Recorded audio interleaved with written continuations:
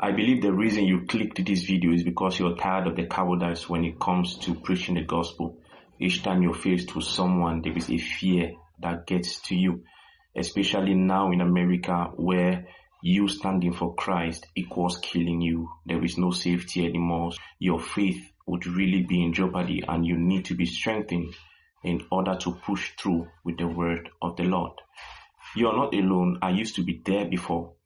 I used to panic before. In fact, even from scriptures, we have men like Peter who denied Jesus severally in front of little children. And then later on in the book of Acts, you find that Peter was the one who spoke boldly and even won 3,000 souls unto the Lord. What happened between then and now with Peter? That is a mystery I want to reveal to you, and the hacks the Lord taught me that helped me. I believe it will also do the same to you if you can practice it. Pay attention as we get into the video. All right. The very first thing I want to address is the source of your fear. Normally, it's divided into two. The first one is the fear of how men will receive your message or will receive your personality. If I preach to this person, how is he going to take it? Is he going to be violent towards me? Is he going to be friendly?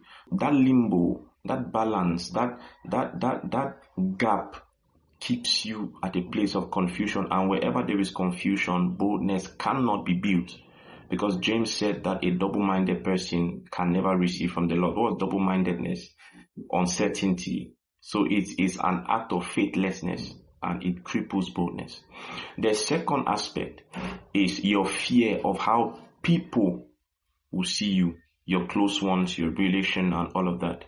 But what you don't know is that you're subconsciously being ashamed of Jesus. And the Bible says that whoever is ashamed of him before men, he will be ashamed of him before his heavenly Father. You won't want that to be your testimony. With this being established, let us work on your fear. Let us work on your timidity. All right. So these are the hacks. The number one hack to building boldness in preaching Jesus is that start small. Start small. Don't start with groups. Don't preach to 10 persons at once, because there will be a subconscious fear of making errors, fear of them mocking at you. So you have to be careful. Start with one person. Start with a close friend, a friend you trust, a friend that will not mock you even if you make mistakes. That is how trial and errors are done. You don't do trial and error in the open. You attract ridicule to yourself, and to that it will downplay your personality and it will cripple your boldness. Start small. Are we there? Locate for someone. I advise someone lower in age than you, so that you feel that sense of safety. You preach to them. If it's wrong, it's wrong. If it's correct, good and fine. You move on. But until then, start with one person. The second hack that will help you build boldness in preaching Jesus is master your message. The reason why many persons don't preach, they are scared, is because they don't have the mastery of the message. Where there is no fluency, there can be no boldness. Where there is fluency, then there is excess boldness. And fluency comes from you mastering what you want to talk about. Public speakers will tell you this.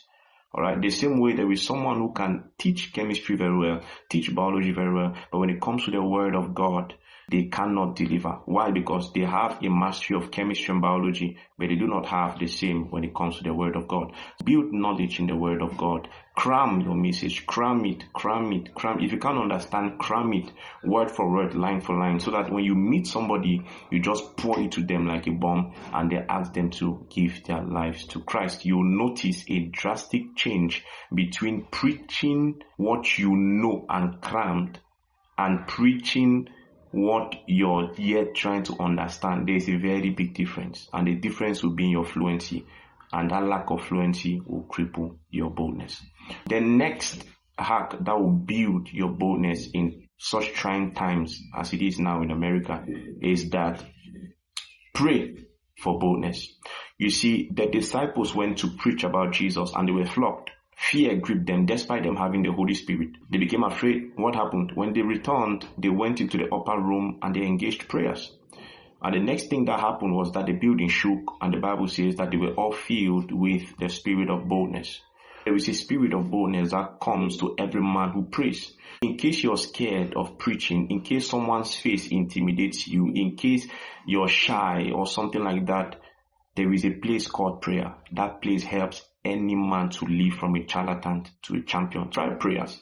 I believe it will drastically change your view and your boldness when it comes to preaching Jesus. The next that will build your boldness when it comes to preaching Jesus is the understanding that you are not the one convicting them. It is the Holy Spirit convicting them. The moment you think it is your job to win people over, what happens is that you start convincing them. You try to convince them, bringing stories from the left, bringing stories from the right. And the Bible says that the arm of the flesh cannot sustain the work of God. Uzzah tried it. The ark wanted to fall. He used his hands to carry it and he was struck dead. Never use your flesh. Never use your strategy, your intellect.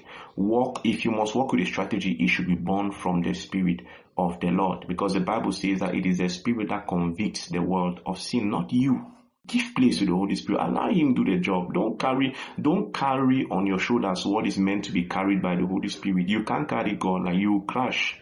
And that is the reason why you're frustrated at preaching. You're scared at preaching because of this thing.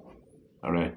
The next hack that will help you preach boldly is that the one you're preaching to must not give their lives to Christ through you. Understand this and have peace. The Bible says that Paul plants, Apollos waters, God gives the increase. Are you seeing that there are three persons involved in a soul's salvation? When you preach to someone and they reject or deny you, don't get angry, don't get frustrated as you are now. It is part of the process. There is an Apollo somewhere who will come to water what you just planted, and that person will eventually give their life to Christ. Likewise, you too, you will also meet people in the field whose hearts are already prepared to be won, not by you, but because some individuals in the past also preached to them and they were arrogant to those people in the past. They rejected those people in the past only for them to come and accept you, and you'll be happy, not knowing that it's a tag team. And when the Bible says God gives the increase, it means that both parties will share the reward over that soul. So there's no need to panic, all right? Just do your job. Do your job. Very important. Hallelujah. With this, I conclude that finally, winning souls is the work of the Lord. It is the work of the Lord. Rely on him fully. Whilst applying these hacks, you'd realize that your boldness will skyrocket. Acknowledging that rejections, violence, frustration, stoning, killing is part of the package. Once you've made up your mind like this, winning becomes easy. All right? Apply these things, it will work massively in your life. If you've applied any of the above, please mention it down in the comment section below how it went for you. If you're struggling with this, also give us your story. We want to learn from your story. And if you were blessed, also give your feedback as to what blessed you amongst the points.